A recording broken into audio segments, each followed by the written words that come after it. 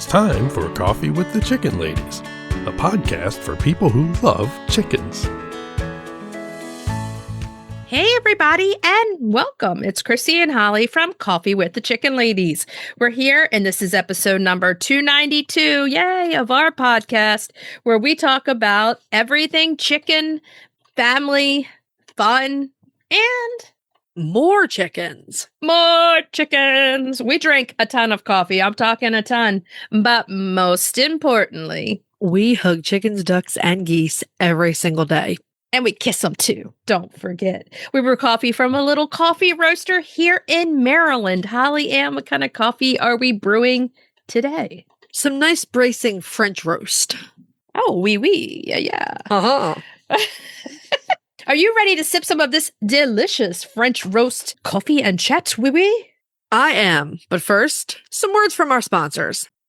We have some exciting news to share from our sponsor, Grubbly Farms. They're here, new and improved, Grubbly's World Harvest. I'm a longtime subscriber, and my flock love the healthy, nutritious treats, plus orders $40 and more ship free. If you haven't heard, Grubbly's has a fantastic layer pellet and crumble feed. It's packed with plant and insect protein, perfect for those picky chickens and ducks. Grubbly Farms makes food and treats for healthy pets and planet.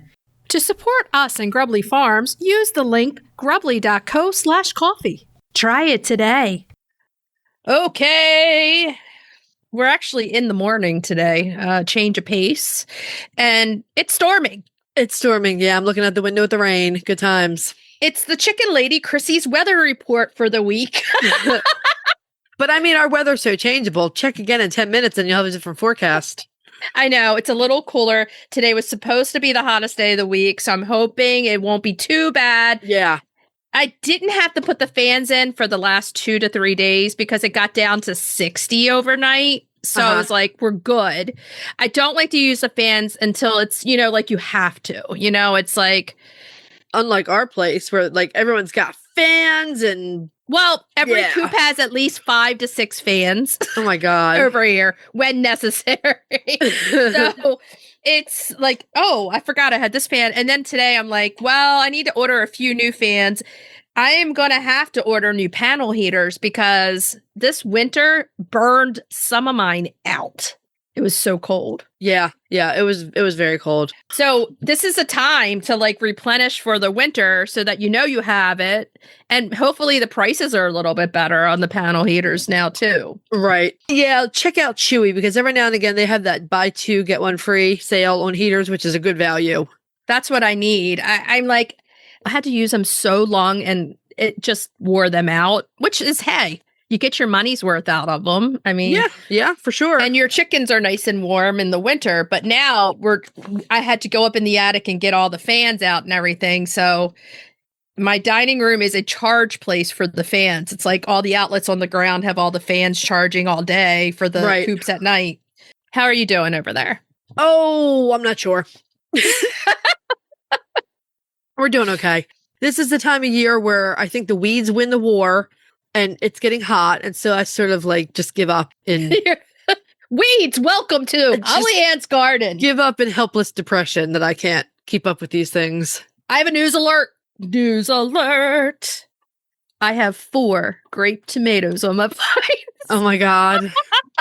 My grape tomatoes are doing well, actually. Yeah. And I made the mistake. Like I was like, oh, grape tomatoes. I don't know if they climb. Oh, they climb. I did not have my little thing in the middle. Yeah, they need some support for sure. Oh, I had to do that once they started going because I'm like, I don't need these branches to break. I need these grape tomatoes. Yeah, absolutely. Grape tomatoes are one of my favorite vegetables to grow. They're just super easy. They're delicious little things. I love them. And like the plant itself, there's something about a tomato plant that smells so good to me. It's like the tomato itself doesn't smell like that, but the tomato plant has this really aroma. Like, yeah, you can smell a good ripe tomato. Absolutely. Yeah. But the plant, the leaves, they just smell so good. The leaves have a very distinct smell too. Yeah. Some people get contact dermatitis from tomato leaves, but that smell is unmistakable. Like, if you've brushed against a tomato plant. It stays on you and you're like, oh. So in the summer, I always buy hand soaps and candles that are tomato because I love that smell. Oh, I didn't even think about those things. I've never even looked for a tomato candle. Interesting. Yeah, they smell so Huh. good. Okay. Well, on that note, if you're listening to our show and you're loving it, head on over to Apple Podcast and type us a review on there. We would love to hear your kind words. It makes our day. And the other thing is, they rate the shows and it pushes us up in the ratings. So you would really help us out. It's a free way to do it. And hit that subscribe button because that also helps our show. Plus, would you want to miss talking about tomato plants and chickens? If you're looking for other ways to help support the show, you can tell a few chicken, duck, and goose loving friends about us. You can share your favorite episodes on social media. You can become a patron of the show, patreon.com/coffeewiththechickenladies. Thank you to our wonderful patrons. There are 2 more things you can do to help this show. You can visit our website or our Instagram bio, follow the links, and pre-order our book, The Chicken Lady's Guide to Life with Chickens, The Joys of Delicious Eggs, and Raising a Healthy Flock. It was a labor of love, so go pre-buy it, please. Yeah, and pre-orders help us enormously. The other thing you can do to help support this show is visit our website and our show notes. Besides buying our book, which you can do there, you can also use our affiliate links and discount codes and buy products from our sponsors. Yay! Can I ask you something about summer chicken keeping? Go on. What's the one thing you end up constantly checking when it gets warmer? Their water. Exactly. And that's where the omelet insulated stay clean water comes in. Okay, wow. What? Insulated? Tell me more. It keeps water fresh in warmer weather, helps prevent slimy buildup and algae, and stays crystal clean so your flock always has access to cool, clean water throughout the day. That's a big one in the heat. It really is. It means less refilling, less scrubbing, and more reliable hydration, which is really important for overall flock health and egg production in summer. That will make such a difference. Ordering now. Search Omelette, that's OMLET, and upgrade your new chicken water today. The Breed Spotlight is brought to you by Murray McMurray Hatchery, defining quality for generations. For over a century, Murray McMurray Hatchery has remained a trusted family-owned business, working tirelessly to ensure our poultry meet the highest standards. Whether you are an experienced enthusiast or just embarking on the journey, look to McMurray Hatchery for guaranteed quality, rare, and heritage breeds, low minimums, and all the supplies you need to raise your flock. Request a free catalog today. There once was a little quack quack, a quack quack here and a quack quack there. Then it said, hey, it's time for the Breed Spotlight today. Yeah. Yeah. It's not a little duck, though. This is not a little duck. Well, this week's Breed Spotlight is The Rouen Duck. the Rouen Duck. Merci. Yeah. Au revoir. De nada. This is I guess it's an inside joke, but when we spent our day in Paris last year, we were so tired by the end of it that we just couldn't come up with the right French words for anything. And Chrissy started answering people in Spanish. I wasn't too far behind. I was like, did you expect anything else besides that from me? It was awesome. It was pretty good, yeah. So I just remember it was one of the last places we went was a bakery, and like au revoir and merci and all the other little things that you say, they were just going out of my head. I was just like, thank you, sorry. Gracias. I was just like, gracias. I was like, oh my God, yeah. No, the bakery, I think I never bought so many things at one bakery in my life. I know. Like, I was getting ready to order and I hear you, oh, and an eclair, oh, and this, oh, and that. Oh, and that brownie. Oh, and that cupcake. Oh, and those cookies. I was like, stop. There's a line. I got the French tomato basil sandwich for on the train on the way home. I went in for one baguette. I was like, I'm not leaving Paris without an actual baguette from Paris. Yeah. I spent like $25-$30 in that bakery getting like, because I was standing behind you and I added it up in my head and he didn't charge you for some things. I think he confused them so much. So the big and beautiful Rouen Duck is a heavyweight breed of duck that originated in Normandy in the north of France. Oui, oui. Uh-huh. They've been a baguette and croissant. Most of my French words do revolve around food. Well, that day, I tell you, in Paris, it was the best food I've ever had. Those buckwheat crepes with the seafood and oh my God. I mean, so like, good. take me back. Come I on. know.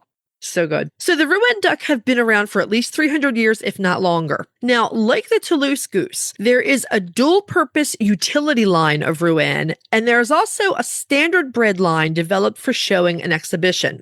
For most of this, we're concentrating on the standard bred exhibition duck, as the utility line is not endangered, but we will be referencing both types, throughout this spotlight. I'm sorry, my dogs are barking.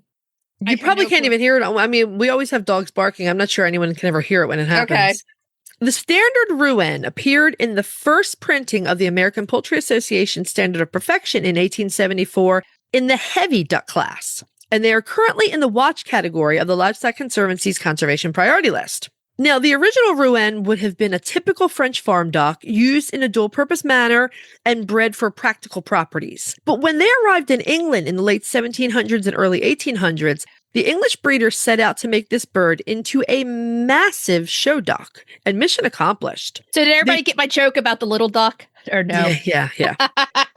They bred to increase the overall size of the duck and to make the breast deeper, the keel fuller and more prominent, and the feather patterns crisp and vibrant. Now, that keel is quite noticeable. In some cases, it is practically dragging on the ground. In fact, the standard of perfection calls for the keel on the Rouen to be, and I quote, long, straight, deep, very prominent, bottom line parallel to and nearly touching the ground. Wow. Yeah, it's a massive duck. It's a massive bird. And that's what she said joke, but yeah, well.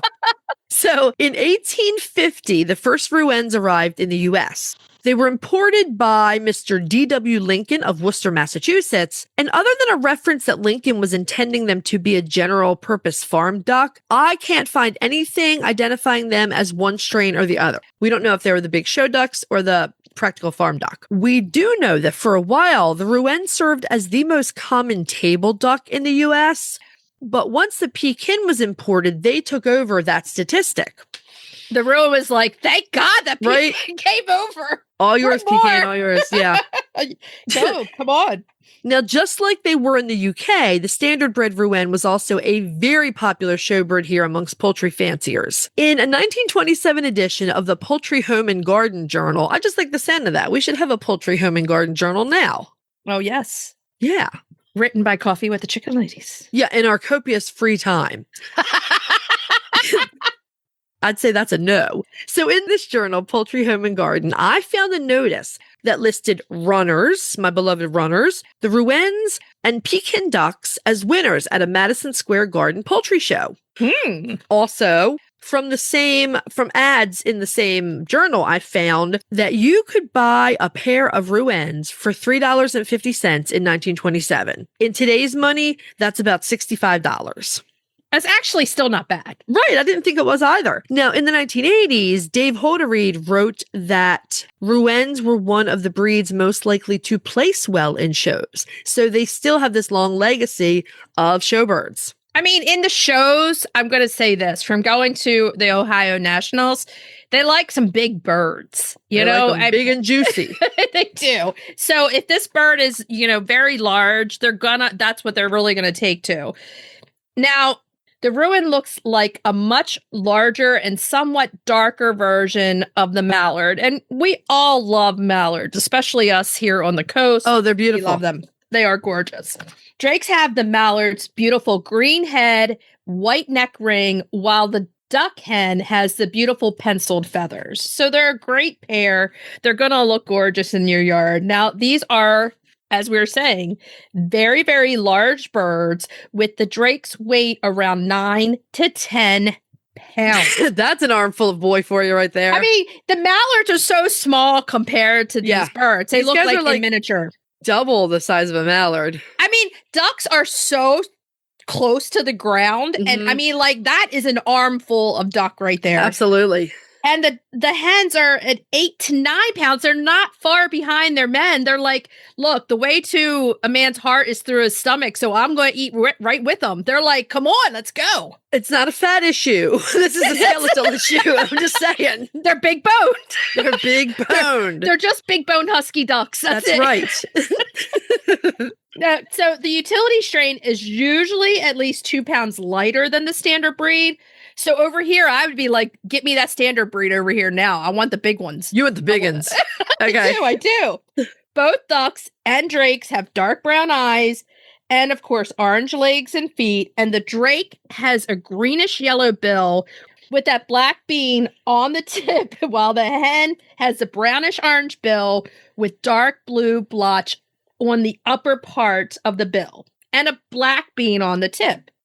I mean, they're gorgeous. Mm-hmm. Now, the drake has a dark red breast, and the rest of his body is shades of gray, like the book, 50 Shades of Grey. Oh, God, no. I read the first chapter of that book. I will never get that hour of my life back, and I regret it to this day. I read all of them, and there are no regrets, baby. Did you really read all of them? Yes! Sweet Jesus! That's a catastrophe in a book. Sophia was in elementary school, and I read it in the pickup line every day. These people were seriously damaged. That was messed up. Anyway, back to the duck. I loved it. Oh, yeah. Well, you could be 50 Shades of Grey Rouen Duck Farm over there. The drake has a dark red breast, and the rest of his body is shades of gray, other than his green head and neck with that white ring. Now, the duck hen has muted tan and brown eye stripes, and her body is a rich brown color with black penciling. Sounds gorgeous. Yeah. Now, both sexes have the bright blue speculum feathers on their wings. Now, the standard breed Rouen Duck hen hasn't been selected for laying over the centuries. Let's change this. Get her for laying. Why not? So she'll give you a modest but welcome range of 36 to 100 eggs per year. That's enough. It is enough, yeah. I mean, she's making a contribution. She's beautiful. Yeah, absolutely. Now, the utility strain of the Rouen will give you more like 150 to 180 white cream or blue-green eggs per year. That's great. You know which of these I want. Yeah, you want the standard. No, I want the utility. Really? Yeah. And we'll talk about that at the end. But yeah, the standard are like absolutely ridiculously cute, and they're so massive. I love everything about them. They would be like lazy good pets. But I think I would prefer the utility strain of Rouen the same reason that I prefer the utility strain of Toulouse Goose, compared to the dewlap. More eggs? Well, it is more eggs, and I do like that. But I think on my side, it's because they can get around in free range on the farm better. Okay. I am the opposite on this, we're both heritage breed people. 100%. Uh-huh. $1,000,000%. Never had a hybrid of any sort, which there's nothing wrong with that, but no, we haven't. So I think I would really love like this massive, big hug around. And now, I say this, but you also know that I am prone to change my mind. I know this very well. So, but you got me with there. I did the mind blown thing. Like you did. Okay. Yeah, you're struggling with this over there. Now the Rouens are docile and gentle ducks, and they make great pets, like we were saying, and companions. And Holly's going to have the lighter version. I'm going to have the bigger boned husky version over here. We're going to be good. If you're not into showing and you don't want to produce table birds, I think the standard is really the way to go. They're suitable for beginners, but you do need to be aware that their feet and legs are their weak spots. It's like duck kryptonite. Goose kryptonite is their legs, right? Right. With their massive size, you want to choose birds with strong legs, and you'll need to manage their environment carefully to eliminate anything that can cause bumblefoot, which is something all heavy birds are prone to. To me, too, I think bumblefoot is worse in waterfowl because the chickens don't always put all that pressure on the pads of their feet. They have their toes kind of keep them going, and they can keep up off the pad. Where those ducks and geese are heavy and they're putting everything. They got like the flat foot syndrome. They got the pancake foot. It's all going on the ground. Yeah, they do. Being in a moist environment helps them to fight off some abrasions, like, that you would have in dry weather. But when it comes down to it, I think any of the supersized chicken, ducks, or geese, any of them really need very carefully monitored environments. And I would never, ever, ever, under any circumstances, have them on wire. Never. Uncomfortable. Would you like to sit on wire all day? No. No. Now, they grow and mature slowly, and letting them swim daily can help strengthen their leg muscles without straining those joints. I say that about us, too. Oh, heck yeah. Also, because the big birds cannot fly, well, none of the heavyweight domestic ducks can fly very well. So they can't fly. So you need to keep them safe and well guarded from predators. This is worth noting. If you can't make up your mind between utility and standard bred, breeding the standard bred can be difficult. The male's enormous keel can make it hard for him to mate properly, while the weight of the female and her deep keel can cause more crushed eggs than normal. Okay, I wouldn't be breeding them, so it's another reason. So it'd be another good reason to get the standard for me. Absolutely. If you're not interested in showing and you do want to try breeding, we suggest that you get yourself some of the utility lines, which are just as pretty and laid back and still make great pets. The breed overall is just an awesome breed of duck. I mean, if we're talking about pets, because let's remember, poultry is moving up the ranks in everywhere for pets. So we know in the United States, chickens are for, and I'd like to see where ducks and geese probably play in right behind them is my guess. It's very possible because they've had a resurgence in popularity over the last couple of years. So a bird that makes a great pet that just gives you some eggs is still an awesome addition to anybody's flock. I think it was Lisa Steele who told me that in her experience, the heavyweight birds, they like to amble around a little bit, peck some grass, take a swim, and sleep in the sun. I mean, they're really placid birds. But like you were saying, predator proofing is essential for them because they're not going to be able to run, fly fast, do anything. No, so they waddle. They literally waddle slowly. Now, pardon this pun, they're a sitting duck. So, that's it's where it came from. Exactly. That's why I had to say nest. it. Yeah. Now, both strains of the Rouen are overall quiet and friendly ducks. But just to note that the female of the species can be quite chatty. I love some chatty girls. I do too. You need some talking. I love it. Now, if you're looking to get standard breed Rouen, we suggest joining the APA and checking out the Livestock Conservancy's the breeders directory, because you're going to find some people that have them. Again, do your research on breeders. Don't just go with the first one. Check out their farms. Make sure they're doing all the right things, that they're healthy birds. Do your homework. It will help you in the long run. If you want all of the beauty of the Rouen without that massive size, you can buy the utility strain from Metzer Farms and McMurray Hatchery. They've got beautiful, beautiful Rouens. They do. So if you have them, share a story. Especially the standards, because they're just kind of amazing looking with their big, big, chunky bodies. Exactly. Let's see them. Are you ready to dive into the fascinating world of backyard ducks? Look no further than Metzer Farms, your premier destination for top quality waterfowl. Whether you're a seasoned breeder or just starting out, Metzer Farms has everything you need to elevate your flock to the next level. And if you're passionate about call ducks, you're in for a treat. Metzer Farms hatches a stunning variety of call ducks, meticulously bred for their miniature size, beauty, and calm temperament. From snowy whites to vibrant colors, each duck is a masterpiece waiting to grace your backyard.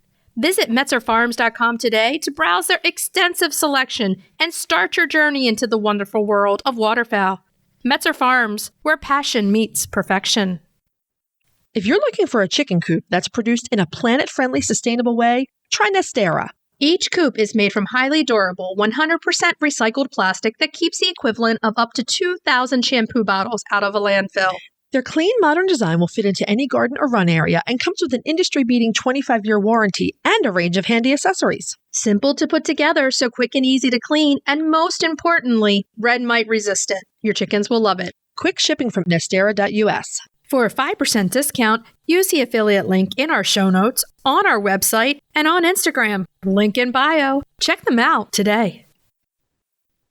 Eaton Pet and Pasture is a farmer-owned company based in upstate New York that creates USA-made, sustainable products for backyard chicken keepers. From low-dust hemp bedding and comfy aspen nesting pads to nutritious treats and odor-eliminating products, everything is designed to keep your coop clean, healthy, and smelling egg-tastic. All their products are made right here in the USA with ingredients that are safe for your flock and the planet. So whether you're doing a deep clean or just a quick refresh, Eaton makes it simple to care for your coop the natural way. They're your one-stop shop for coop freshness and flock happiness, made easy. Visit EatonPetAndPasture.com to explore the full line of flock favorites and use the code COFFEE at checkout for a first-time purchase discount. Okay, so we're ready to move on to main topic. Yeah. Yeah.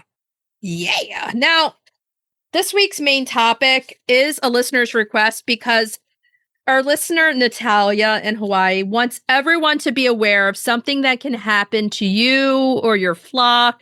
And, she brought this to our attention that we hadn't talked about this yet. And thank you, because this is an important announcement, basically, for everybody that has a flock. This can happen to anyone. Absolutely. I got to tell you, this was a bear to research and write. You could probably write a whole book about botulism in poultry. So it was a rather intimidating topic to take on. And I feel like we could revisit it again for things that I didn't even get into. But this is pretty surface level because that's all we have time for. And before this, and I knew that I kind of heard before that chickens can get this, but every time you hear botulism, you're like, don't get a dented can of food because it can have an air hole in it potentially. Right. And then you get botulism from canned food. Right. That's whatever I heard about it in the past is don't do that. So no, like if you grab cans off the shelf for your mom when you're a kid in the grocery store and she's like, nope, go give that to the cashier and get another one. And don't go to the rack where they sell the dented cans for 5 cents. Because dented cans are not a good savings. The Italian family, that's where you always heard it. Like, don't buy the dented cans, man. They have, you can get botulism from that. That's all you heard as a kid. So let's look into it a little bit deeper, just a little bit deeper. Botulism is a neurotoxic event caused by the Clostridium botulinum bacteria. Now say that 5 times. Clostridium, no, I can't. I can't even say it once. Okay. Can we just call it CB for purposes of not trying to say this thing? Botulism. It can affect all sorts of living creatures, including humans and poultry. It's sometimes called by its old-fashioned name of limberneck because poultry affected by botulism will be lying down with the head and neck stretched out on the ground and not much control over their muscles, including their neck, wings, and leg muscles. I mean, you keep in mind something that affects your nervous system, you lose control of these things at your nerve. It attacks the nerves. I have seen in Facebook groups and things, I've seen plenty of duck owners have ducks come down with botulism, which makes sense because of the wet environment. But I don't feel like it's something we think of quickly for chickens. Right. So there are several different strains of the CB, not the 10-4 Good Buddy Clostridium CB. botulinum. I'm not going to keep saying it because, look, we said it once. I'm going to say CB, and I'm talking about not 10-4 Good Buddy. Identified by alphabetical letters A to G. You wanted to laugh. People are often infected with strains A and B, usually through food-borne toxins, those dented cans, while avian... Or improperly preserved things at home too. Yeah. Or meats. Well, not just meats. Not just meats. Honey, I saw it in stored mashed potatoes, and some others are the most frequent cases of botulism. Oh, now the avians often contract strains C, D, and more rarely E. There can be a crossover, of course, but the end result is generally the same. The neurotoxin binds to the nerve endings, causing progressive muscle paralysis. So it's like they can't even want to lift them up. They are just killing those nerves off. In food-borne botulism, digestive problems may also be present. So you may see problems with crop or other things that go along with it. So how do your birds get it? Chickens and other poultry. Oh no, this is a rough paragraph. So if you're eating, don't eat. Stop. Yeah. Don't eat during this paragraph. Is a rough one. Chickens and other poultry can ingest botulinum in a number of ways: by eating bits of dead animals, by eating maggots that have themselves eaten toxins, by eating rotten food, including fruits and vegetables and other moldy stuff, and by very dirty and stagnant water. Botulism outbreaks are most common in hot weather when the temperature is at least 77 Fahrenheit and 25 Celsius. So we're talking late spring, summer, early fall. Everything but winter. Everything but winter, right? The spores of the bacteria can survive for years in a dry state, only becoming activated and developing into the toxin when the right conditions are present. What are those conditions? We're talking about a moist, anaerobic, or low oxygen environment. Common sources include improperly managed compost piles, again, the deep and stagnant water, deep mud, and rotting vegetation or flesh. To make that even better, the Merck Vet Manual cites birds eating maggots off of infected carcasses as the most prevalent source. Now, keep in mind, this is the same environment that's going to also promote parasitic growth. So you want to keep everything as dry and clean as you can. So you're not only looking about them eating off the ground, but you're looking at maggots. And yeah, God only knows what they're eating off the ground. And they don't get it, but they pass it on to who eats them. Well, the birds eating maggots off of carcasses is a problem. Yes. Yeah, 100%. And I know that there are some people in the poultry community that say, well, chickens are omnivores, so they can eat meat. Well, that's fine, but it needs to be fresh meat that you can guarantee is free of botulism. So if your chicken grabs something and has to bang it on the ground to kill it, then you know that's fresh. It's fresh. Yeah, that's fresh. That's really fresh. That's really fresh. I've seen mine do it with a dog and a snake. It's not fun, okay? Moist. But if you have an animal that might have died in your yard or something, do not let those chickens go eat off that animal. And I know it seems weird to say that, but no, we'll talk more about that in a bit. Yeah. Okay. So in poultry, neurological problems are the most common symptoms. So when you go out, you're going to see them not being able to move, holding that neck down, not being able to hold up the head. As those toxins invade the nervous system, you may notice your birds lying on their stomach with their neck stretched out and head resting on the ground because they're not able. Those nerves are gone. They can't even get those They're signals. Damaged, right. Mm-hmm. They're done. So they may be unable to walk right or have good control of their wings. They could have droopy eyelids, difficulty swallowing, difficulty breathing, all these things that you're like, I wonder what this is about. You need to go and after the 10-point exam, look in the environment and make sure there isn't something that they could have gotten into. I think that should be the 11th point is checking out the environment of where your chickens live and make sure they didn't get into We'll talk about that at the end. We're talking about yeah. In many cases, it's the paralysis of the respiratory system that causes the death because they can't breathe. It stops their ability to do that. And now in other cases, it is the inability to swallow. It takes a while for symptoms to manifest after ingestion. Now, here's the kicker. Yeah, anywhere from a day or two to 2 to 3 weeks. Yes. So if there's something that was out there a few weeks ago, they can still start showing signs of it. It's not going to hit them right away, or it could, one or the other. Now, if the whole flock has been exposed, you may see multiple birds getting sick, but not at the same time. You may see them in stages, and you may see some birds that are able to fight it a little bit better than others. Yeah. And just a note, crop stasis can obviously come along with this. 100%. And that's complicated. I mean, really, we'll say it at the end, but if you suspect botulism, contact your vet right away because they're going to tell you the best sources of supportive care. Because the crop not working, you probably need to do things a bit differently. So if yeah, 1,000,000%. Oh, right. So like we said, if you suspect botulism in your flock, call your veterinarian right away. Supportive care and nursing are crucial to recovery. Keep your affected birds in a safe hospital pen. You may need to prop them up. With large animals that have paralysis or botulism issues, we use bales of hay, like to prop them up so they can't go one way or the other. So think about something smaller and more stable along the lines of that can help hold them up. You know, you might be able to buy like foam pillows on Amazon. You just have to anchor them somehow. Yeah, exactly. Provide water, but make sure it isn't so deep that they could drown if their head ends up in the dish. If they can't swallow, tube feeding may be necessary. But again, talk to your vet about that because if you're tube feeding and there's crop stasis, that could cause some real issues. And that's not something that the average person will know. So let your veterinary team instruct you how to do it. Right.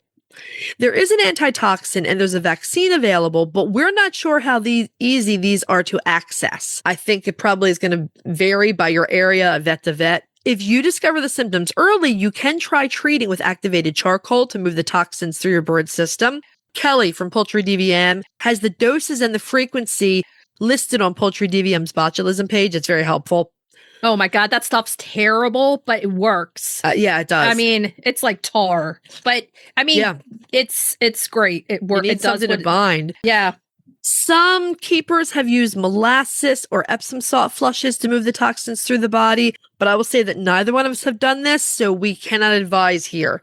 Again, ask your vet, ask a mentor, etc. However, if you do decide to do a flush, just be super careful to avoid aspiration. Make sure they can swallow it right before you try this. If your bird can't swallow, your vet can give sub-Q fluids to help support. That would be really important in that case.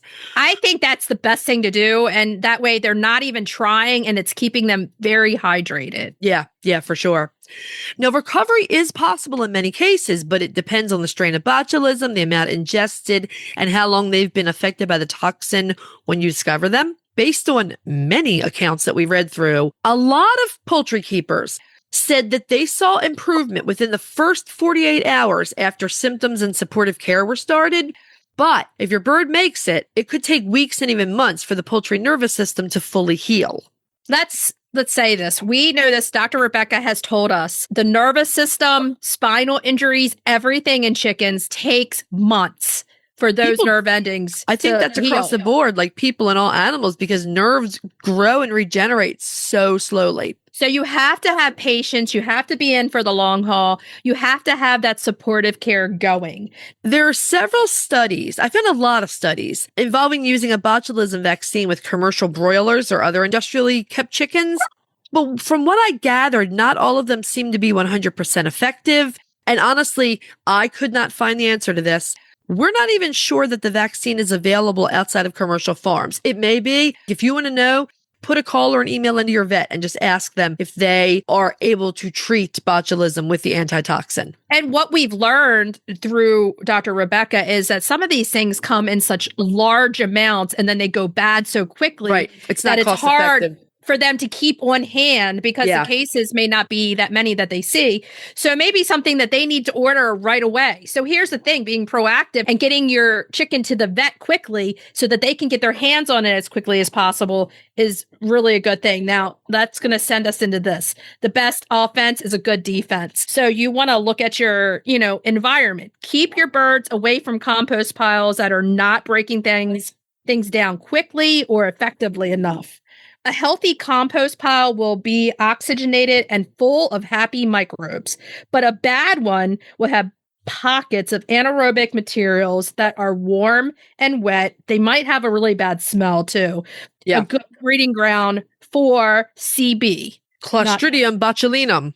Or botulinum. I'm never sure how to say that. Yeah, I was saying botulinum, but remove any dead wildlife from your property or make triple sure that your flock cannot get to them. And if you're in a rural area, it can happen. Dead things, for sure. Yeah, so go around and check and it's a good preventative. Remove any moldy food or rotten vegetation, including kitchen scraps that your birds didn't eat. I go through and give them watermelon and take those rinds out but the rinds usually dry up and they don't touch them. Yeah. But I mean, just make it a habit. Don't leave the stuff in there more than a few hours. If they don't eat it, put it in the fire pit or your compost pile. Now, some people like to give their leftover turkey carcasses to their chickens after Thanksgiving. Well, don't let it sit in the run for more than a day, because if flies come in and start feeding off of it and laying their eggs on it, and if it has developed botulism at any time, I mean, it's not worth risking. I know a lot of people really like to do that and they feel really good doing it. It gives the chicken some meat, blah, blah, blah. But again, if it sits there for more than a couple hours, get that out of there. I think the rule is put it out and at the end of the day, take it out. Leave it in there and just take it out. Now, don't leave standing water or deep mud where your poultry can have access to it. Get rid of it or fence it off. And here's the other thing. Take advantage of products out there that can help that. So if you use a Revitalime, it's going to help dry that mud up a little bit quicker. in return getting it the heck out of there. So there's nothing for them to drink and potentially take in. Now, keep your water sources for your ducks and geese as clean as possible. I think the rule is one day, go in, take it in, clean it out, let them play in it. Mhm. Start with small water things so that you're not refilling and changing 100 gallons of water every day. Start with something small. If you can't change the water every day or so, add an aerator to keep the water oxygenated. Keeps it cleaner, you know? Yeah.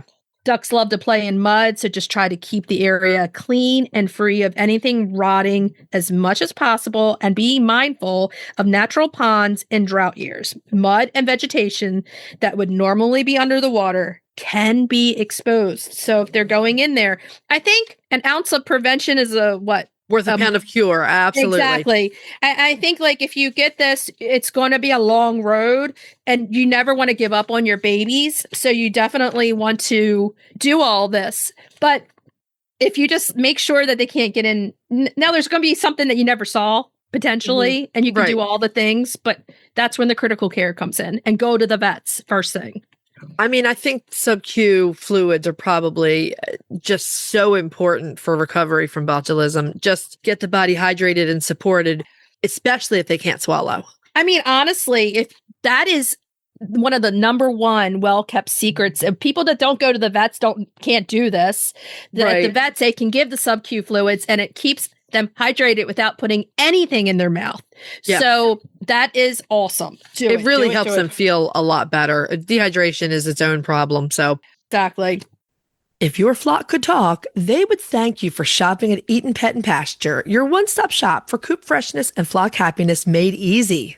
From their all-natural USA-made favorites like hemp bedding, roost refresh, and nesting pads to convenient product bundles that make chicken care simple, Eaton has everything you need to keep your coop clean, cozy, and odor-free.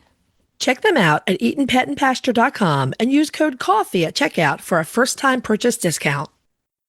So after all this talk about bacteria and maggots and all those things, it's time. I know. The transition here is just ridiculous. This is 2 weeks in a row. I know. Not a good transition into. I was laughing to myself as I was writing the episode. I was like, oh, this is not good. Cracking those eggs. Cracking those eggs. Cracking the eggs. Here we go. Now, this week we're doing an individual Persian love cake. Yeah, like little tea cakes. You can do this as a full-size cake. You would double the recipe if you're going to do a full size. But this recipe actually makes a small cake that's a 6-inch, calls for a 6-inch pan, which most people don't have unless, like me, they would make wedding cakes. Yeah, it's so funny. It's like everybody in your house is smelling all these aromas of a cake, and it comes out of the oven and you're like, well, it's an individual cake this week. So sorry, but should I go in the other room and eat it? I don't know. Can't take it for.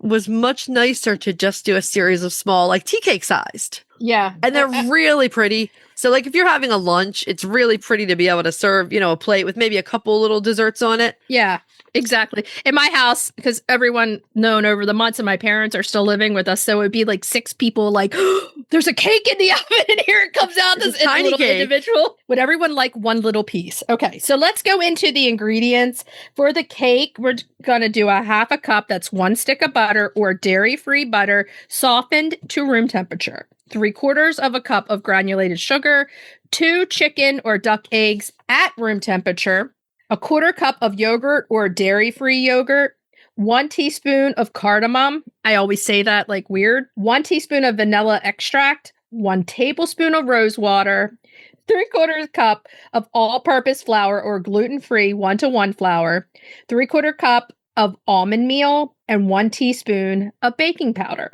Now for the glaze, 1 cup of powdered sugar, 1 tablespoon of milk or creamy dairy-free milk, which is usually oat milk. Yeah.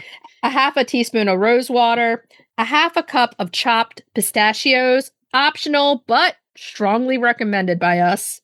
1/2 cup of fresh, chopped or torn or dried rose petals. These are optional again, but we strongly recommend it.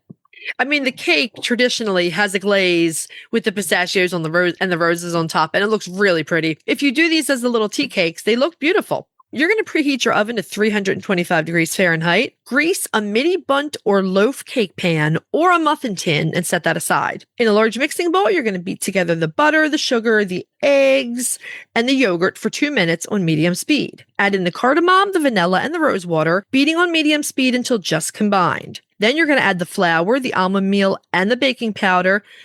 Beat on low until it's combined. Then switch your speed to medium, and you're going to beat for about 2 minutes, scraping down the sides of the bowl as necessary until your batter's nice and smooth. Pour the batter into your prepared cake pans and bake for 18 to 20 minutes.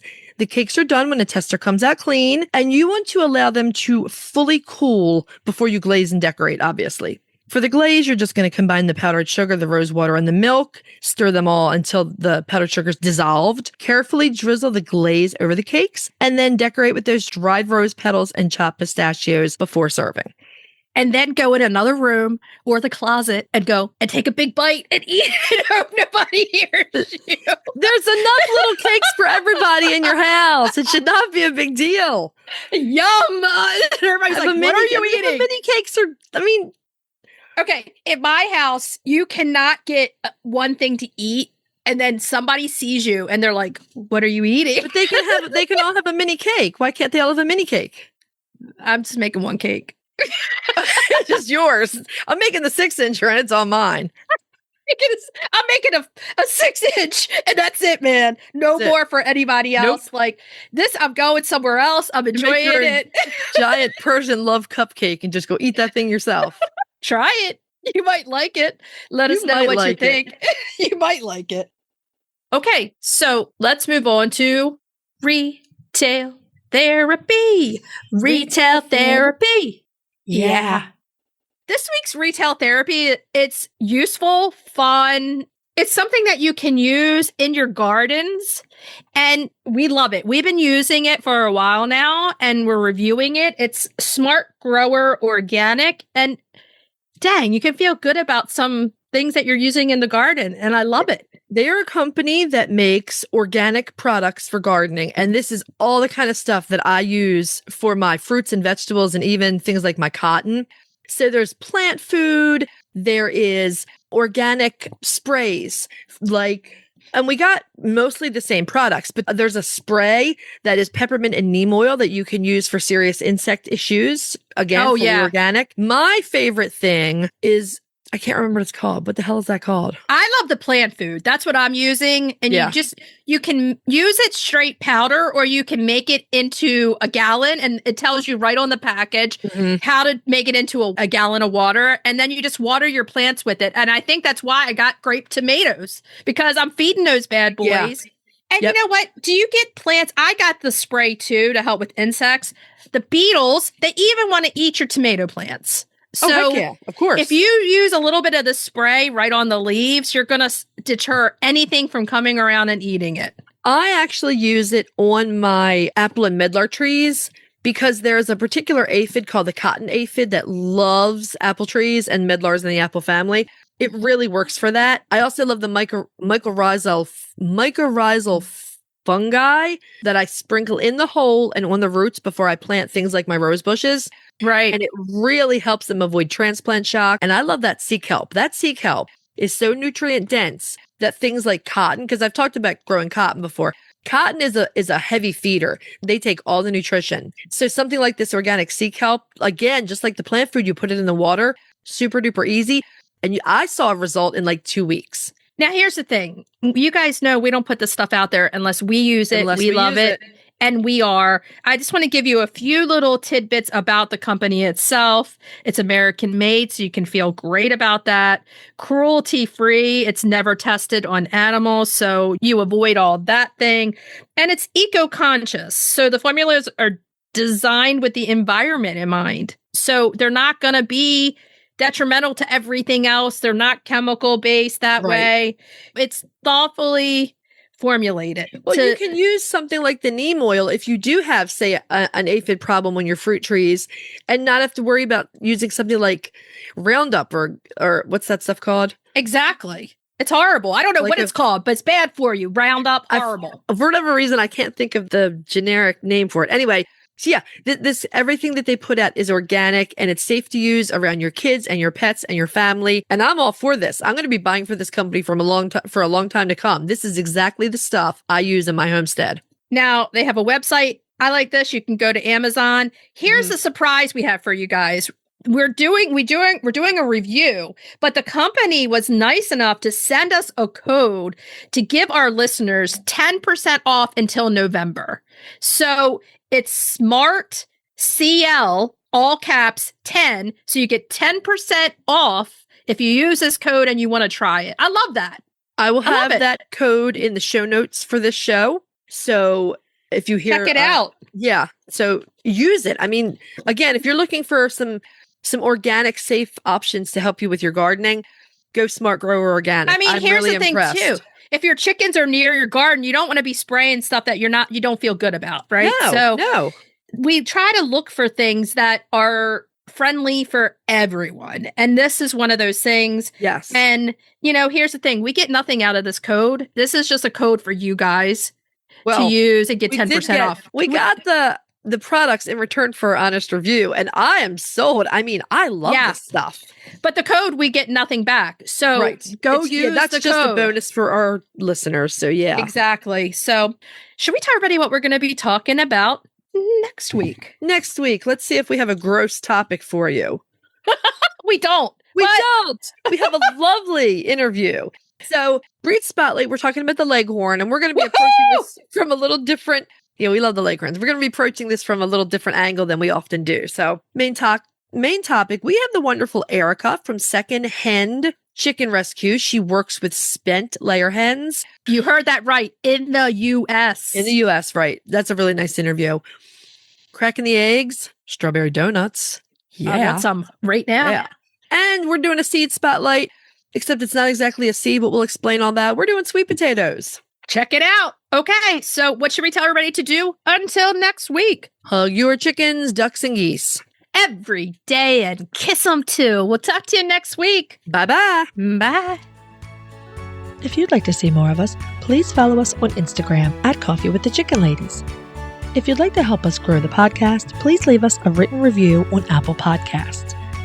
If you'd like to become a patron of the show, please visit our Patreon page, patreon.com/Coffee with the Chicken Ladies. Thanks for listening.